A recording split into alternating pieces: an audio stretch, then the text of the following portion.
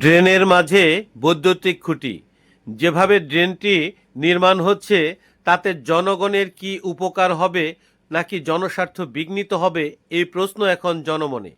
এভাবেই টাঙ্গাইল জেলা শহরের বিভিন্ন রাস্তায় এবং ড্রেনের মাঝে খুঁটি রেখে যেভাবেই উন্নয়ন কর্মকাণ্ড পরিচালিত হচ্ছে, তাতে করে পরবর্তীতে জনদুর্ভোগ না কমে কতটা বাড়ছে সেই প্রশ্ন দেখা দিয়েছে সাধারণ মানুষের মনে। ভুক্তভোগী জনগণ যারা, তারা জানান এভাবে যত্রতত্র পরিকল্পনাবিহীন কাজের কারণে শুধু অর্থেরই অপচয় হয় না, অপরদিকে জনভোগান্তিও বাড়ছে।